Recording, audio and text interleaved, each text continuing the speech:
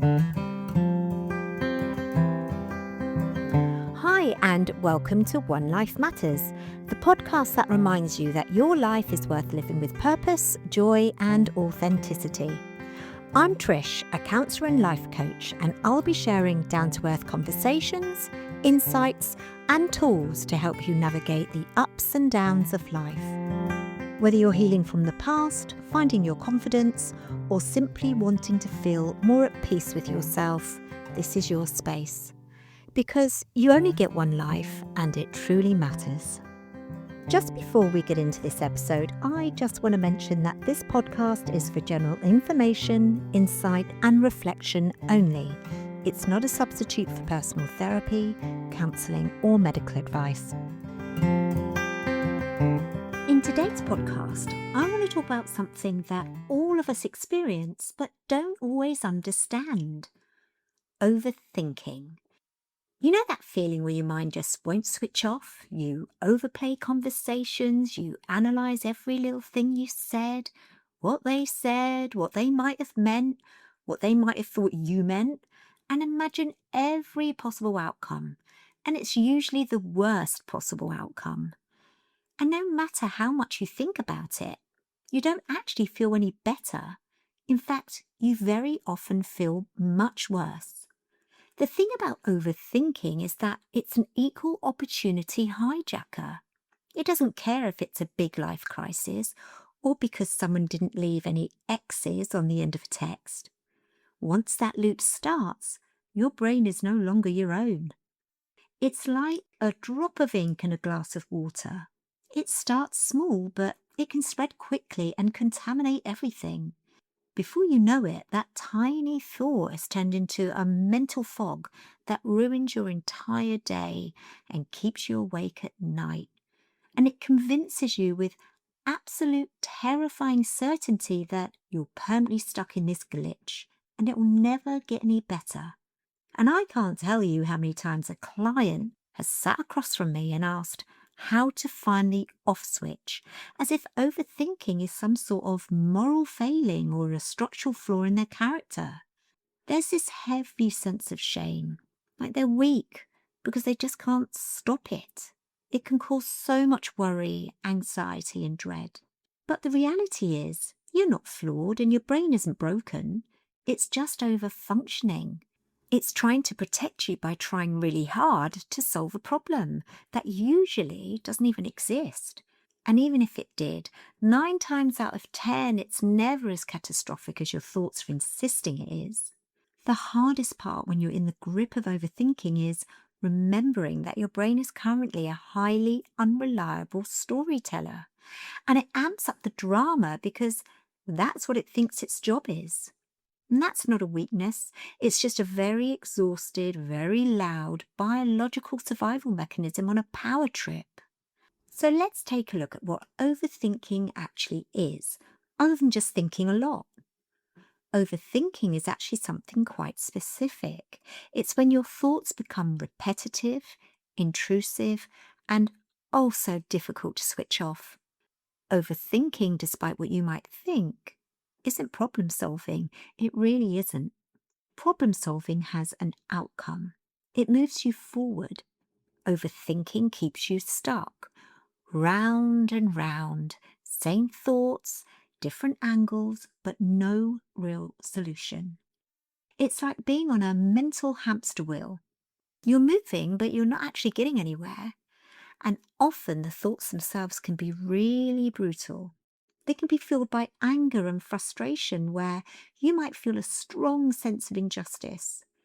Your brain feels wronged, so it hijacks your thoughts to seek a resolution, even if the event is already over. You create this internal dialogue, having a go at yourself for not saying what you should have said or overthinking what you're gonna say, winding yourself right up. The result is that you end up in a power loop where you're mentally trying to win an argument that will probably never happen or might have happened 4 days ago, leaving you physically exhausted and still fuming. Then there's fear and anxiety fueled by the brain's survival instinct, trying to scan the future for landmines. It assumes that If it catastrophizes and thinks about every possible disaster, it can somehow be prepared and prevent them.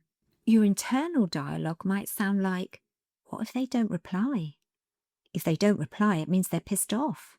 If they're pissed off, I'll lose my job. And if I lose my job, I can't pay the rent.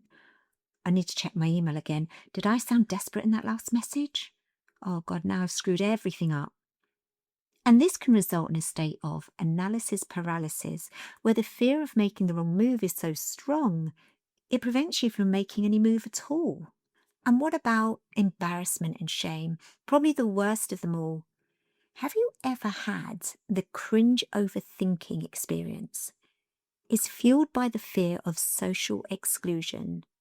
Your brain replays a low-light reel of your most embarrassing or regretful moments, making you wish you could turn back time in an attempt to teach you to never do them again.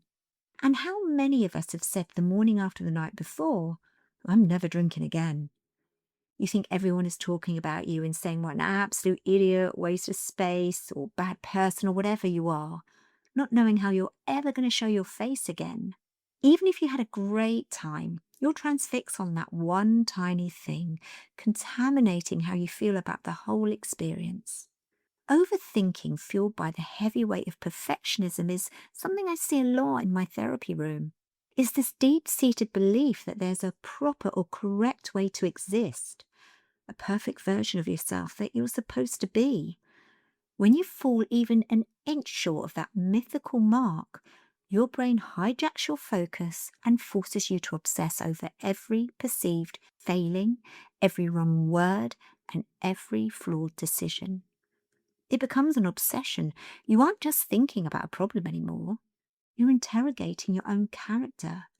You get stuck in this loop where you're trying to think your way into being perfect, but all you're actually doing is contaminating your present moment with a past you can't change and a standard you were never meant to meet. It's exhausting, it's demoralizing, and it convinces you that you're broken, when really you're just holding yourself to a standard that doesn't exist. Now, I want to also mention the digital elephant in the room: social media and text messaging. These platforms are absolute high octane fuel for overthinking. I mean, we've all been there, right? Holding phones like they're unexploded bombs, waiting for those three little dots to appear, while our brain convinces us that our entire relationship is hanging by a thread, all because of a missing emoji. In a real conversation, I can see your smile or hear the warmth in your voice, but in a text, that safety net is gone, and oh my word, can things get misinterpreted. Suddenly, a missing X at the end of a message isn't just a typo. To an overthinking brain, it can feel like a complete rejection or a declaration of war. And I've got to be honest, I've been there myself. If John doesn't put at least one kiss on the end of his text, I notice it immediately, and I even text back asking where my kisses are. And as I'm saying this out loud, I'm hearing how crazy I sound. You start to spiral. They didn't put a kiss. They usually put a kiss. Are they annoyed? Did I say something earlier? Let me scroll back through the last 3 days of messages to see where the tone shifted. And you end up searching for clues to a problem that probably doesn't even exist. Whether it's a romantic partner or a close friend, the missing response or the blue ticks and no reply can easily become an unnecessary contamination. You're not just looking at a screen anymore, you're looking at a void, a silently loud negative message, and your brain is filling that void with your deepest fears. It can hijack your entire day. You can't focus properly on anything because you're too busy mentally decoding a two-word text that in reality was probably just sent by someone who was rushing for the loo and hasn't given it another thought. Or you might notice a specific friend hasn't liked or commented on your post or reel, and the spiral begins. You start to weigh the digital silence against the history of the friendship, convinced that their lack of a double tap is a quiet signal that the relationship is cooling off, or they're annoyed with you. It can be incredibly damaging because you start to overthink and create a negative version of the friendship that only exists in your head. You might start acting differently towards them, perhaps becoming guarded or matching their energy by pulling back, all based on an imagined shift that might just be because they're busy or in a rush and they just haven't had time to give a more thought out response. This digital overthinking contaminates real world connection, replacing genuine intimacy with a frantic need for validation that a screen was never meant to provide. So, I want to take this a little deeper now and look at why we overthink and where does it come from. We don't do it because we enjoy it, but because on some level, overthinking can feel safe. It's a way of your brain trying to protect you because somewhere along the line, your system learnt that being alert, being careful, and hyper aware helped you to avoid pain. So your brain developed a strategy. If I think this through enough, I'll be prepared. If I analyse it enough, I won't get caught off guard. If I predict every possible outcome, I can stop something bad from happening. It's quite clever, really, when you think about it. But here's the problem. Life isn't predictable, and no amount of thinking can fully protect you from discomfort, rejection, or uncertainty. So instead of making you feel safe, overthinking keeps your nervous system in a constant state of alert. It's like your mind is always scanning for danger, even when there isn't any. For a lot of people, overthinking has roots in earlier experiences. It might come from growing up in an environment where you had to read the room, be careful what you said. You felt responsible for other people's emotions. Maybe things felt unpredictable and unsafe. So you learn to stay one step ahead. You learn to anticipate, to analyze, and to think your way to safety. While that kept you safe in childhood, it can follow you into adulthood and become a maladaptive coping mechanism, especially in relationships. You might find yourself overanalyzing messages, worrying about how you're perceived, replaying conversations over and over again, and needing a lot of reassurance, and not because you're needy, but because your system is trying to protect you from feeling rejected, misunderstood, judged, feeling bad, ashamed, embarrassed, not good enough. And I think it makes a lot of sense. But even though overthinking is trying to help, it actually creates a hell of a lot of stress because instead of calming your mind, it fuels anxiety. The more you think, the more evidence your brain seems to find, and more often than not, the story it tells you leans towards the negative. Because, as I've mentioned in so many of my previous podcasts, your brain is wired for survival, not happiness. So it scans for what can go wrong, and before you know it, you've built a whole story in your mind that more than likely isn't even true. Overthinking also disconnects you from the rest of your body, from your intuition, from that quieter, steadier, wiser inner voice of reason, because your head is so loud and takes up all the space. You lose that quiet, steady part of yourself, and this is where you feel you can't trust your own judgment anymore, unsure of what's right, and feeling stuck in this never-ending overthinking loop. That's the impact of living too much in your head. You lose connection with other parts of yourself that can help you take a breath, step back, and regulate. And one of the biggest traps with overthinking is that it feels productive, like you're actually doing something, figuring it all out. But actually, what you're doing is trying to control something that can't be controlled. You're trying to think yourself into certainty, and well, certainty is something we rarely get in life. So the mind keeps going and going and going, looking for an answer that never quite arrives. And that's emotionally, mentally, and physically exhausting. So I want to offer you a different way of thinking about this. What if overthinking isn't really the problem, but more the signal?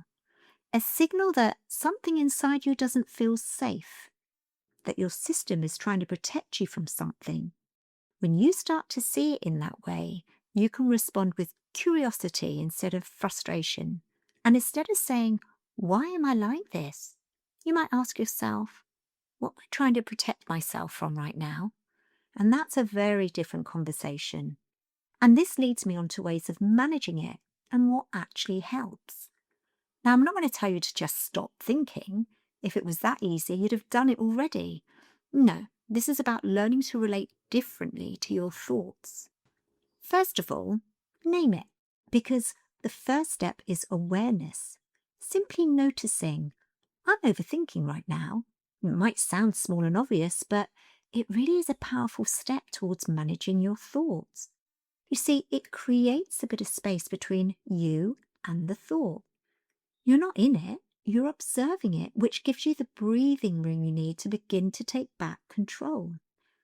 Now, the next move is get out of your head and back into your body, because overthinking can't survive there. It needs the noise of your mind to keep going. By just taking a few slow breaths, stretching, or feeling your feet firm on the floor, you're sending a physical signal to your brain that the emergency is over.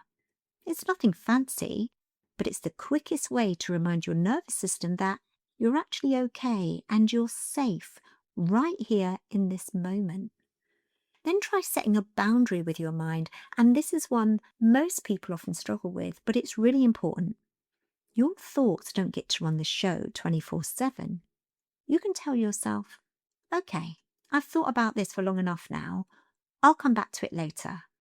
Then redirect your focus. Will your mind wander off again? Yeah, probably, but that's okay. Just keep bringing it back to the present, and by doing this repeatedly, you're strengthening your focus muscle. It's not about being perfect. Again, it's about you taking back some control. If you find that you really do need to think something through, strike a deal and give it a container. Literally tell yourself that you'll set aside a specific time, maybe 15 minutes, and let your mind do what it will. And when that time is up, you pull the plug and you close the door on it. This helps your brain learn that it doesn't need to overthink all day long. I saw a good friend recently, and overthinking came up in conversation. And she asked me how to deal with it. And I mentioned how, when things feel heavy, try to take a step back and just observe the story your mind is spinning. We're all natural born narrators, but our brains aren't always honest. They fib quite a lot, and God, do they love to lean into a dramatic story. I told her to try not to lean into that narrative. If a thought feels overwhelming, just to remind yourself that feelings aren't facts. And just because those relentless thoughts make you feel crap or whatever, doesn't mean any of it's true. Just know these stories are there and let them drift past without jumping in and playing the main character. Just be part of the audience. If your mind was loud today, know that you're far from alone. And please know that it's only because it's trying so hard to protect you. But maybe now it's time to update that strategy, to show your nervous system and to prove to yourself that you can be safe without analysing every tiny detail, without preparing for every possible outcome and living your life entirely in your head, exhausting yourself in the process. Give yourself permission to leave the puzzles unsolved. You are allowed to rest, even while the questions are still up in the air.